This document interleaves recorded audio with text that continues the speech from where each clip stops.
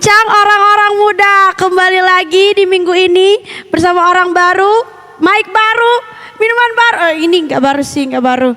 Dan kali ini aku nggak sendirian, meskipun aku perdana host. Kita bakal bahas topik yang seru banget bareng seseorang yang telah hadir di tengah-tengah kita, yang kita undang jauh-jauh dari kantor MD. Ini dia itu pengawas dari semua program STTE, dari live streaming, event kids, dan boom pun dia tuh selalu ada kayak gitu. Kita sambut dengan meriah Pak Berkat. Tepuk tangan dulu. Oke Pak, selamat datang di Boom. Oke, selamat malam. Terima kasih. Satu kehormatan bisa diundang di sini ya, acara anak-anak muda khususnya ya. Iya. Bincang orang-orang muda. Luar biasa. Okay. Ini kali keberapa Bapak? Saya kurang tahu ya, udah berapa kali saya di sini ya. Jadi saya Pak Berkat bukan baru pertama kali ya, udah sering masuk lagi, udah sering muncul di Boom. Oke. Hari ini kita bakal bahas topik yang katanya masih jadi hot topic. Kita bakal bahas, dia sempat jadi tren topik beberapa waktu silam. Ya, beberapa waktu silam. Dan hari ini kami mau bahas, dan menurut aku anak-anak muda harus tahu tentang ini. Kita mau bahas tentang Israel dan Palestina, benar ya Pak? Iya, betul sekali. Israel dan Palestina. Pasti kita nggak asing lagi ya sama Israel sama Palestina. Pastinya ya. Sangat nggak asing. Tapi aku lihat juga banyak konten-konten di YouTube yang ngebahas soal Israel dan Palestina. Tapi yang mereka bahas itu semuanya dari sisi politik antara satu negara, ya namanya ini isu tentang satu negara sama negara yang lain ya. Jadi pasti dibahas dalam sisi politik. Tapi hari ini guys, kita mau bahas dari perspektif Alkitab. Kita mau bahas Israel dan Palestina dari perspektif Alkitab. Menurut Bapak nih, ini kan tentang masalah dan isu dan konflik politik nih. Menurut Bapak lazim gak sih kalau kita bahas dengan perspektif Alkitab, teologi? Nah begini, pembahasan teologi itu tidak ada batasan dalam ranah tertentu. Contohnya, teologi nggak boleh bahas politik, itu salah. Teologi nggak boleh bahas masalah-masalah praktis, itu salah.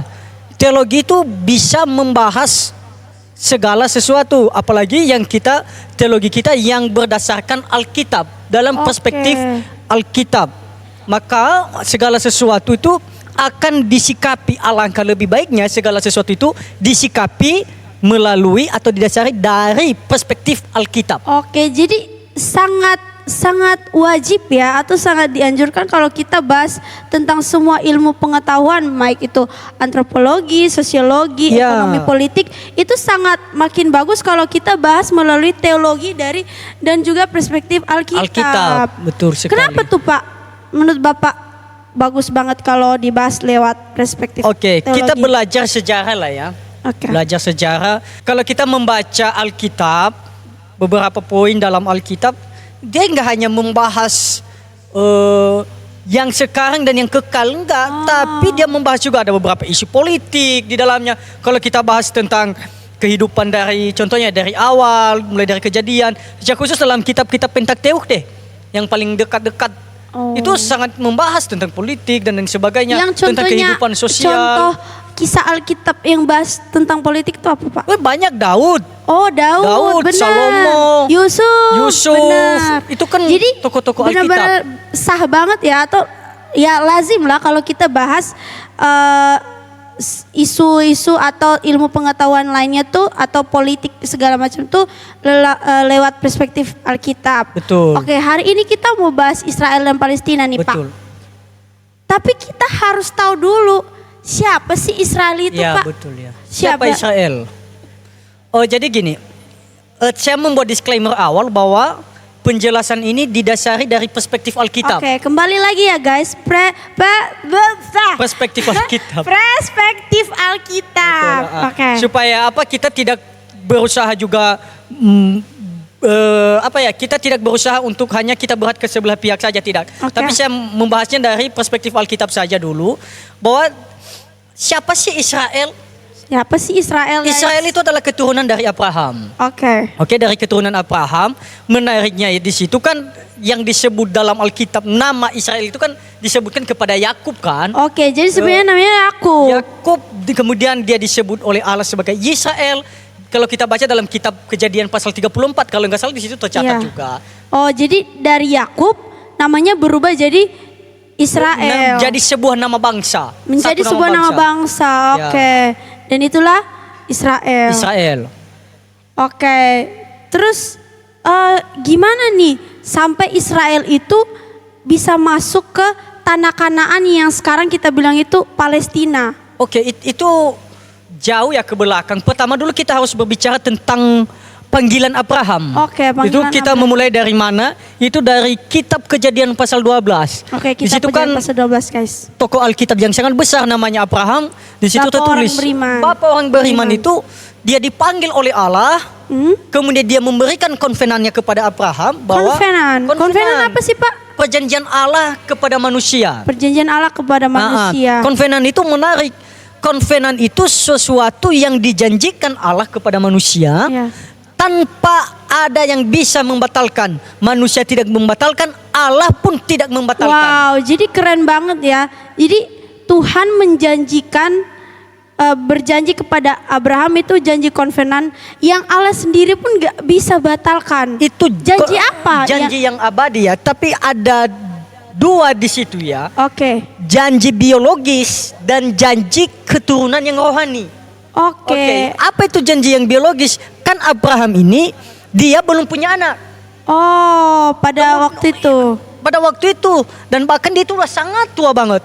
Kemudian Allah memanggilnya, Abraham, pergilah tinggalkan negerimu, rumah bapamu dan lain sebagainya. Kemudian dia berjanji, aku akan memberikan keturunanmu bagaikan bintang di langit dan ini dia, dan pasir di laut. Kan hal yang mustahil bagi Abraham. Abraham yang sudah tua, istrinya juga sudah tua dan sebagainya.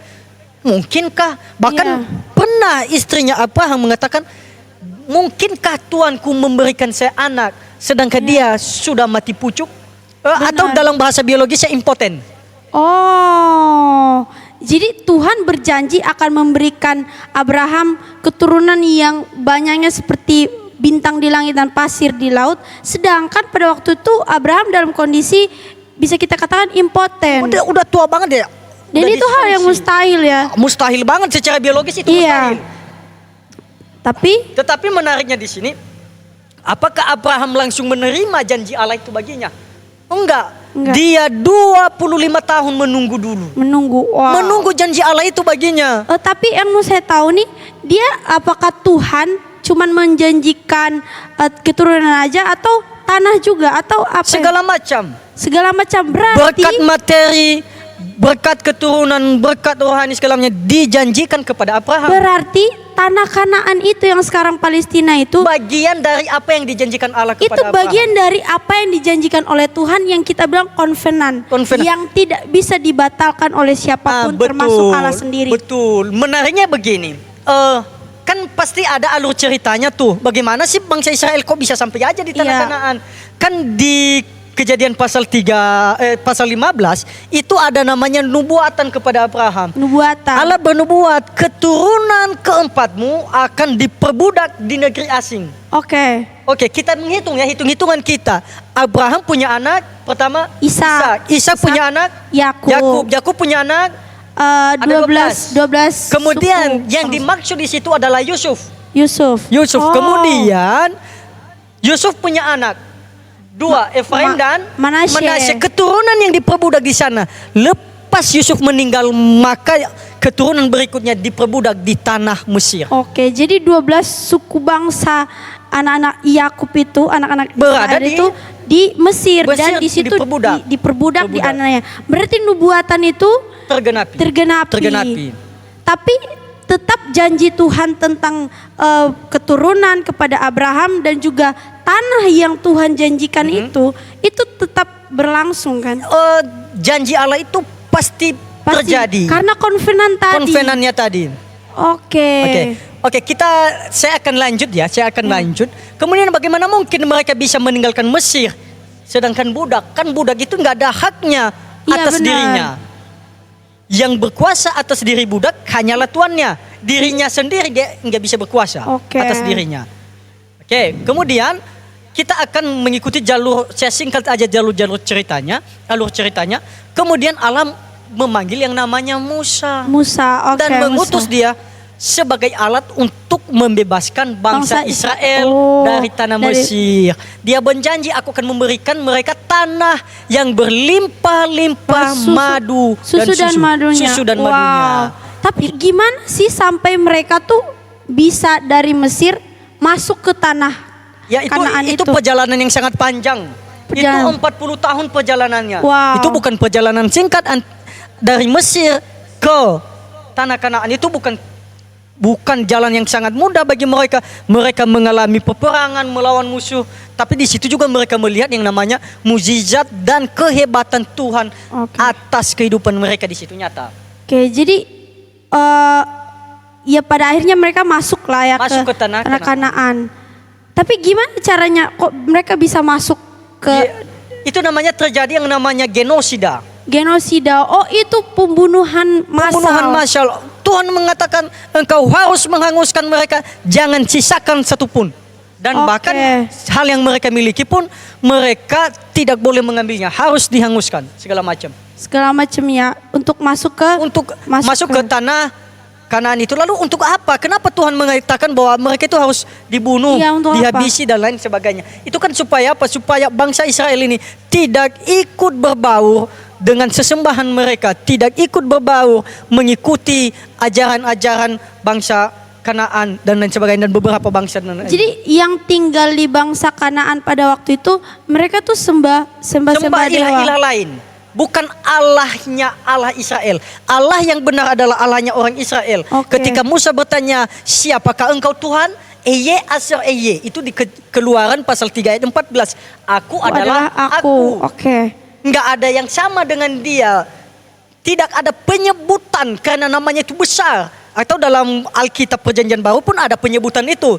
7 kali Yesus berkata seperti itu dalam Perjanjian Baru. Aku adalah aku. Aku adalah aku, ego, eimi. Begitu. Kalau dalam bahasa Yunani ya. Jadi mereka masuk ke tanah Kanaan itu pasti mereka berperang ya. Berperang untuk bisa dapat tanah itu. Betul. Nah, bahkan konflik-konflik mereka ini menarik perhatian negara-negara di dunia ya. Ya, sangat menarik perhatian dunia. Salah satunya tuh Indonesia. Ya, betul, Indonesia. Bahkan Indonesia tuh memberikan donasi kepada Palestina, dan ya mereka melakukan sistem boykot. Apa sih boykot itu, Pak? Ada beberapa ya. Kita bertahap aja dulu. Melalui donasi. Donasi dulu. Sikap dan pola pikir yang dilakukan oleh orang Indonesia tentang memberikan donasi kepada bangsa Palestina itu sikap yang bagus. Iya, bagus ya, kita peduli ya. Kita peduli dan lain sebagainya. Tetapi saya sedih ketika mendengar berita itu. Di waktu orang Indonesia memberikan donasi kepada bangsa Palestina yang sedang berperang melawan Israel karena terjadi pemboman di Gaza dan lain sebagainya, dan banyak warga sipil yang mati, mereka mendonasikan uang, itu bagus. Tetapi ada satu hal yang saya sedih adalah ketika mendengar di daerah Papua sana ada warga Indonesia mati karena nggak makan. Jadi jatuhnya mereka memberi perhatian terhadap negara lain, sedangkan kita yang di dalam negara mereka sendiri mereka nggak perhatikan. Nggak perhatikan, kurang perhatiannya. Wah, itu kan sedih toh. Iya, sedih melihat banget. Seperti bagaimana ini? Negara kita negara kita itu bagus banget. Pola pikir seperti itu saya pikir juga perlu kita adopsi. Tetapi ingat, bukan hanya kepada luar. Bagaimana mungkin engkau bisa melakukan kepada luar sedangkan yang di dalam belum kamu bereskan? Iya, benar. Coba bayangkan kalau digalang dana itu ya, didonasikan untuk orang-orang yang tertinggal di suku-suku yang paling dalam. Mereka tidak punya makan, ayo kita berikan itu bantuan sosial berupa makanan atau uang, bantu pendidikan. Itu sangat bagus, itu yang lebih bagus. Jangan dulu yang di luar, perhatikan dulu yang di dalam. Tapi menurut saya kenapa mereka peduli terhadap Palestina dan Palestina ini? Karena mereka pikir konflik antara Israel dan Palestina ini konflik agama. Mereka pikir itu konflik agama. Jadi saya minta maaf, saya orang Muslim, orang Palestina itu orang Muslim. Jadi kita harus menolong sesama agama. Mereka pikir ini konflik agama ya. Mungkin itu paradigma mereka, karena itu sampai yang saya lihat di media sosial sampai bendera Israel itu diinjak-injak. Waduh itu. Wah itu parah banget. Padahal kan ini bukan konflik agama ya. Kalau ngomongin soal Israel Palestina tuh tidak boleh bawa sentimen agama. Betul, jangan dasar itu. Karena dia itu. bukan perang antar agama, tapi ini politik gitu. Jadi sayang banget kenapa orang-orang Indonesia bisa, maksudnya bagus ya peduli, tapi kepedulian mereka itu seharusnya mereka lihat dulu negara. Betul. Kita lihat dulu negara kita. Perhatikan dulu lah. Banyak orang-orang Indonesia ini di daerah sekitaran kita inilah banyak juga yang terlantar kok hidupnya. Iya benar. Banyak kok orang-orang yang hidupnya susah dan segala macam. Kalau kita kembali ke undang-undang, ada di undang-undang pasal 34 mengatakan fakir miskin, orang-orang terlantar itu dilindungi oleh pemerintah. Iya benar. Kenapa dilupakan itu pasal demi mendonasikan ke negara lain? Iya, apakah sedih banget. mereka memang butuh, kita juga butuh di sini. Iya, banyak anak-anak kita di sini, teman-teman kita yang di sini yang belum bisa sekolah. Banyak teman-teman kita yang hanya makan ubi tiap hari, nggak pernah mencicipi nasi. Banyak masih ada seperti itu. Itu kan hal yang menyedihkan. Negara yang besar yang didasari dengan ketuhanan yang Maha Esa, kok begitu cara berpikirnya? Iya, ada di sila kelima keadilan sosial bagi seluruh rakyat Indonesia. Ini bukan berupa kritik ya, tetapi ini curhatan. Curhatan. Sedih banget. Sedih melihat yang seperti ini, kejadian-kejadian begini. Saya pikir ini perlu juga diketahui. Saya pikir dalam teologi juga perlu menyampaikan dan menyuarakan hal yang seperti ini. Pola pikir kita tentang perang Israel dan Palestina nih, paradigma kita tuh harus kita ubah dulu gitu. Betul. Ini bukan perang antar agama guys, politik tapi ini. Politik. Jadi jangan berpikir, oh aku agama ini aku harus bela ini, aku agama Kristen aku harus bela ini. Jadi bukan masalah itu gitu, bukan masalah kita memihak siapa, kita agama apa, tapi yang paling penting adalah ya kita nggak boleh menghakimi gitu. Betul. Dan seharusnya kita lebih memperhatikan negara kita dulu. Betul. Baru negara orang lain kayak gitu. Negara yang lain maksudnya.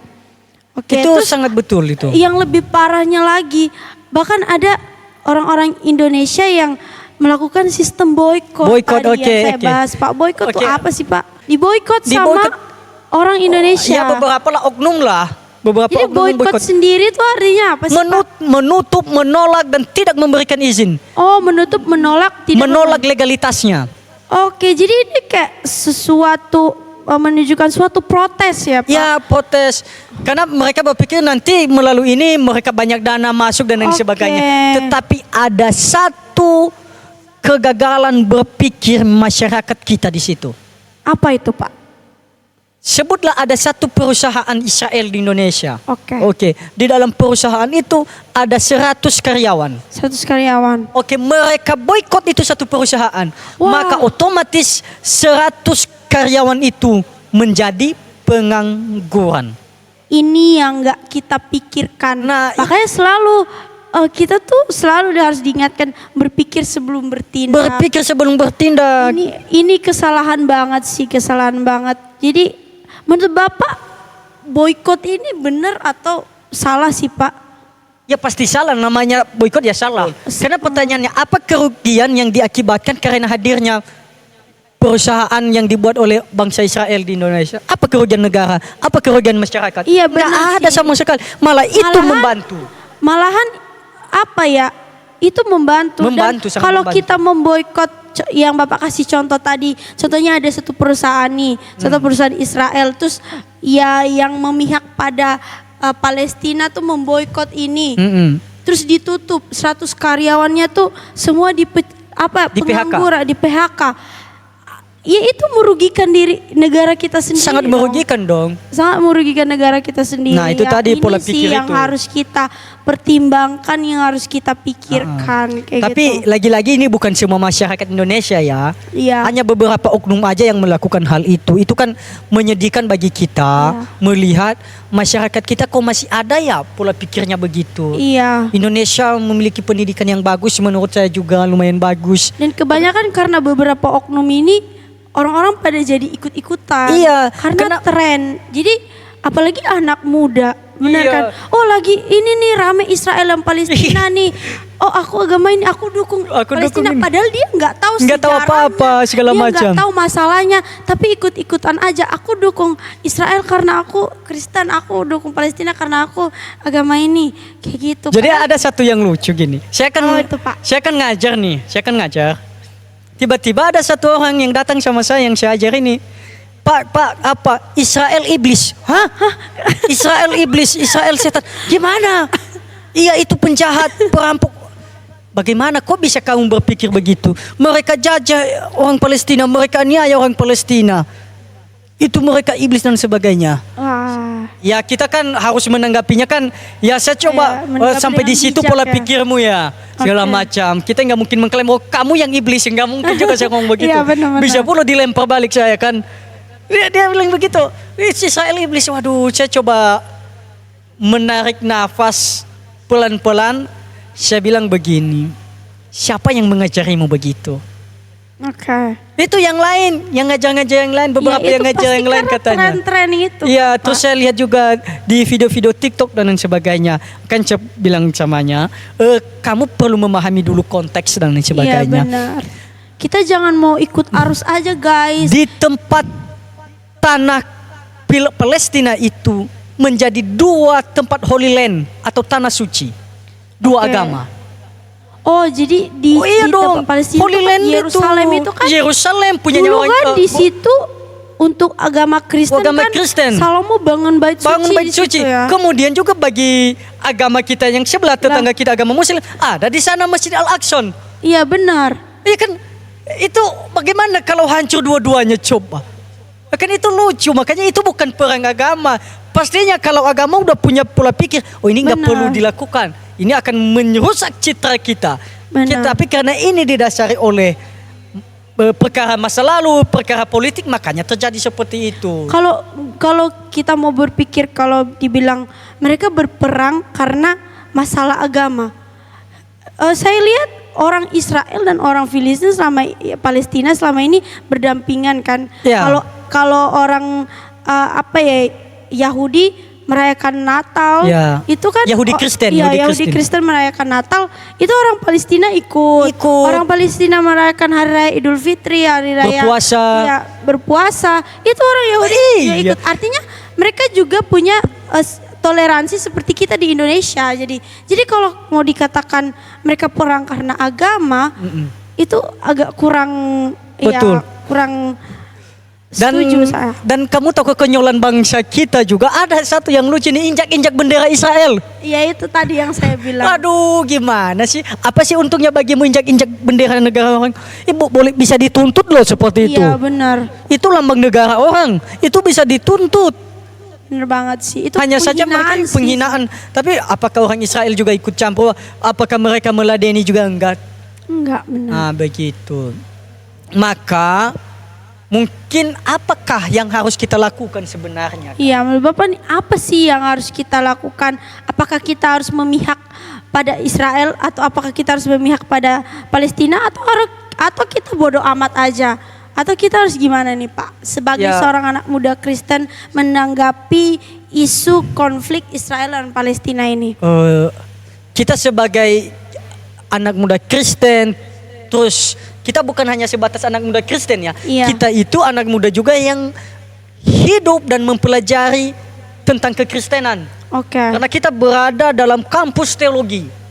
Ya, Iya, kita berada dalam kampus teologi, maka otomatis cara berpikir kita adalah cara berpikir yang alkitabiah, yang didasari dengan teologi-teologi Kristen yang Injili. Benar. Yang Nah, Injili, bagaimana? guys. Bagaimana kita menanggapi itu? Bagaimana? Nah, tuh, Pak. Apa kita, wah kan Israel itu kan kebanyakan orang Kristen. Iya, jadi kita Bela mereka yuk segala macam. Iya. Itu juga goblok menurut saya ya. Itu juga goblok. Nggak boleh begitu, nggak boleh berpihak. Atau kita bela aja Palestina, kasihan mereka dan sebagainya, itu juga salah. Bukan begitu. Orang yang telah memahami dan mengenal kebenaran, apalagi seperti kita anak muda Kristen yang hidup di lingkup teologi, orang-orang teologi, maka kita memiliki pola pikir yang berbeda. Apa yang kita lakukan? Yang sering disuarakan kan Free Palestine, Pray for Palestine. Ya kan hanya sepihak. Iya, itu cuma sepihak. Hanya Kak. sepihak. Nggak adil ya jatuhnya ya Pak ya. You doakan supaya orang Palestina bebas, tetapi orang Israel terus-terus kan Ya percuma. percuma juga, nyerang kan percuma. Kalau kita berdoa untuk Palestina, pray for Palestine, free Palestina. Tapi kalau orang Israelnya Iya, nyerang, nyerang terus juga iya, kan percuma dong. percuma. Makanya kita nggak boleh berpihak hanya satu aja, enggak. Oke, jadi kita doakan harus netral. ya, netral Pak? dong, netral. Oke. Makanya untuk menyelesaikan persoalan, saya memberikan tips bagi kita. Untuk Tips, guys. menyelesaikan persoalan, jangan hanya berpikir dari satu pihak. Benar banget. Lihat pihak yang lain, lihat pihak itu, lihat pihak itu. Sesuaikan data, sejarah dan fakta. Sesuaikan Oke. apa yang terjadi. Maka jika di situ didasari berpikirnya, maka nggak ada sentimen-sentimen seperti itu. Benar. Jadi kalau kita dengar sesuatu atau kita dengar, contohnya nih, kalau ada orang gosipin kita dengar dari satu, jangan dengar dari satu pihak aja, guys. Betul. Kita harus dengar dari pihak yang lain juga. Betul. Gitu. Jadi kamu bakal tahu keseluruhannya ceritanya tuh seperti apa, Ya. kayak gitu. Oh, Jangan gitu hanya ya. kita Jangan membahas hanya cerita di yang satu. sisi. Enggak. Kalau kamu hanya mendengar satu cerita, maaf. Kalau kamu hanya memahami sebelah pihak saja, maka yang terjadi dalam pikiranmu adalah mendasarinya dengan sentimen. Oh, bener banget. Jadi pola pikir kita itu harus terbuka, jangan menutup diri dengan yang lain. Yo, berarti Terbuka harus dong. open minded ya guys. Iya. Jangan hanya satu sisi aja yang kita lihat. Mungkin di sisi lain baik. Mungkin kalau kita lihat di sisi ini, oh ini buruk. Tapi kalau kita lihat di sisi lain baik. Jadi itu kita harus melihatnya secara menyeluruh. Betul, Ya, Pak? sama halnya lah begini. Ini ada angka 9. Oke. Kamu di sana, kamu bilang 6. Aku di sini Bilang 9. 9. Kalau kita nggak berada di posisi yang, kalau saya hanya mempertahankan posisi saya, maka saya akan berantem denganmu. Iya benar, itu bakal jadi suatu perdebatan. Menjadi ya, Pak? satu perdebatan. Ini 9, enggak ini 6, 9, 6. Sampai kiamat pun kalau kamu tetap di sana, saya di sini, nggak ada mau Bakal pindah-pindah. ini ya. Tetap juga itu 9 bagi saya, 6 bagimu. Maka kita berantem. Maka yang tadi saya bilang, untuk menyelesaikan persoalan itu, mari kita melihat dari dua belah pihak. Jangan hanya lihat dari sisinya karena Palestina yang diserang, wah kasihan Palestina, masyarakatnya, rumah sakit dibom dan lain sebagainya, kasihan. Kamu nggak melihat dari sisi Israel dan lain sebagainya. Benar Jadi banget. harus kita lihat dua belah pihak juga. Apakah rugi juga bangsa Israel? Ada juga kerugian. Namanya peperangan itu nggak ada yang Iya menguntungkan. pasti ada kerugian lah. Pasti ada kerugian. Misalkan, Kerusakan, kematian, ya banyak lah. Makanya kalau seperti itu jangan dilihat dari satu belah pihak aja. Lalu apa yang kita lakukan tadi? Yang pertama, jangan dilihat dari satu pihak Iya. saja. Yang kedua itu berdoalah. Oke ya. Oke. Berdoa bagi mereka untuk apa? Supaya pertama untuk orang Israel supaya memberhentikan. Benar. Oke, sadar bahwa dalam sisi sosial dan juga manusia, sisi kemanusiaan kita itu juga nggak bagus kok, nggak baik. Iya benar banget. Dan kedua, untuk juga kaum Hamas jangan terus ikut memprovokasi. Benar banget. Ya kita doakan mereka, kaum Hamas ini juga cepat sadar sehingga apa, berhentilah konflik ini Benar banget. antara Palestina dan Israel. Jadi tugas kita dua ya Pak ya. Yang pertama lihat jangan dari satu sisi jangan saja. lihat dari satu sisi Jangan saja. lihat dari satu perspektif aja, tapi lihat secara menyeluruh. Terus yang kedua, pray for Israel and Palestina. Jangan hanya satu yang kamu doakan Iya, gitu jangan loh. hanya satu. Nggak boleh. Tetapi saya akan berikan komplain saya lagi tentang mendonasikan itu. Itu bagus, tetapi harus terlebih dahulu perhatikan kita Benar, yang guys. dari dalam. Anak-anak muda juga jangan cepat ikut terjerumus bahwa Jangan cepet ikut arus, seperti guys. yang kesaksian tadi saya bahwa ada satu orang yang saya ajar, dia bilang Israel iblis, Israel setan, itu juga kekonyolan. Pola pikir Benar. seperti itu nggak baik. Yes. Makanya kita harus sebagai anak muda juga jangan ikut terjerumus dengan pola pikir yang sentimen. Jangan dasari pikiranmu dengan pikiran-pikiran yang sehat, bukan dengan sentimen.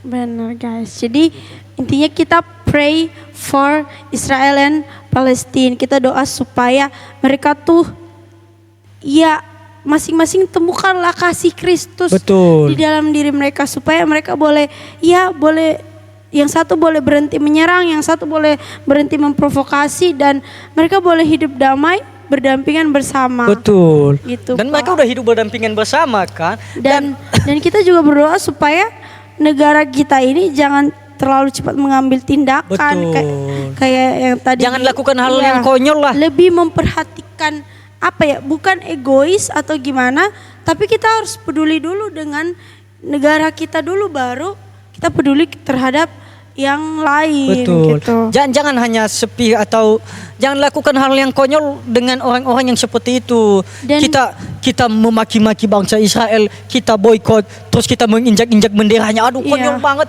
Kita nggak ada kerjaan, ikut demo. Saya lihat berita, utus saya ke Palestina sana, biar saya berperang. Emang kamu bisa sanggup? Aduh, makanya itu. Mungkin baru nyampe dia sana udah mati. Iya kan. Dan saya pikir itu kan konyol banget yang seperti itu. Jadi Makanya hindari ya sikap Hindari. boykot itu. Iya. Boykot dan injak-injak bendera ya negara orang itu salah banget. Kita dapat tuntutan nanti. Oke. Kita bisa dituntut. Makanya Oke, saya bilang guys. tadi, aduh, pola pikir masyarakat kita masih banyak yang seperti itu, yang belum terbuka, masih hidup dengan kekonyolan, masih cepat percaya dengan isu-isu negatif tanpa tanpa melihat dari segala sisi. Benar. Itu dia tadi.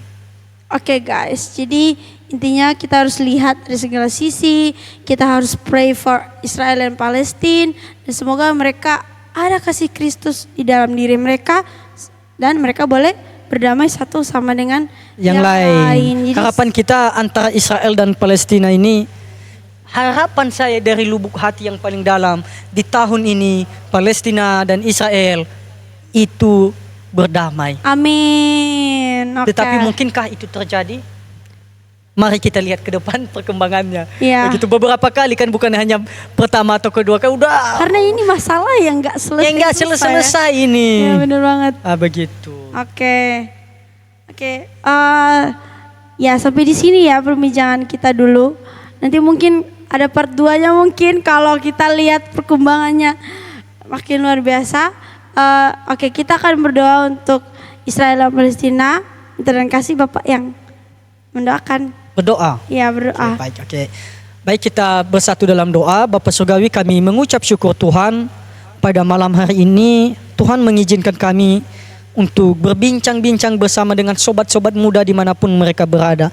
Bapak, dalam perbincangan kami berdoa dan kami membahas isu-isu yang sedang terjadi antara Israel dan Palestina. Kami tahu Bapak, ini konflik yang tidak ada putus-putusnya. Tetapi kami mohon kepadamu Bapak, berikan kami pola pikir yang jernih untuk menanggapi persoalan yang seperti ini. Jangan biarkan kami hidup dalam pola pikir yang konyol sehingga membenci dengan negara-negara sebelah atau beberapa yang lain ya Bapak. Jauhkan kami dari pola pikir yang seperti itu Tuhan. Begitu pula dengan anak-anak muda, sobat muda yang menyaksikan ini, biarlah mereka juga mampu mengerti dan memahami apa yang kami bicarakan, apa yang mereka dengar pada malam hari ini, sehingga pola pikir mereka tidak didasari dengan sentimen. Begitu juga dengan bangsa dan negara kami ya Bapa, lepaskan dan jauhkan dari ujaran-ujaran kebencian kepada Israel. Tuhan, Engkau yang maha tahu, hamba mohon Engkau sadarkan bangsa Israel untuk terus juga memberhentikan yang namanya peperangan atau serangan kepada Palestina. Begitu juga kepada kaum Hamas, kelompok Hamas, Tuhan Engkau sadarkan mereka supaya berhenti memprovokasi peperangan antara Palestina dan Israel, sehingga kedua negara ini ya Bapa menjadi negara yang tentram, damai dalam segala hal ya Bapa. Terima kasih Tuhan Yesus, terima kasih. Kami rindu apa yang kami sampaikan ini dapat menyadarkan banyak jiwa dan semuanya kami tunjukkan hanya untuk kemuliaan bagi nama-Mu saja ya Bapa. Terima kasih Tuhan, dan kami akan mengakhiri perbincangan kami pada malam hari ini dan kami akan melanjutkan beberapa kegiatan kami yang lainnya. Kami mohon kepada Tuhan, biarlah pimpinan Roh Kudus-Mu ya Allah yang terus nyata dalam kehidupan kami, sehingga setiap hal yang kami lakukan berkenan di hadapan-Mu ya Allah. Di dalam nama Yesus kami berdoa dan mengucap syukur. Haleluya. Amin. Amin. Oke guys, sampai di sini perbincangan kita. Jangan lupa untuk terus nonton Boom setiap hari Minggu jam 20.30 waktu Indonesia Barat. Jadi 8:30 hari Minggu malam di channel Facebook YPPI Batu Sumbaksel STTE dan YouTube YPPI Batu Sumbaksel. Dan jangan lupa like, komen. Dan kalian juga bisa komen topik apa yang pengen kalian bahas. Oke guys, oke sampai jumpa. Shalom. Shalom.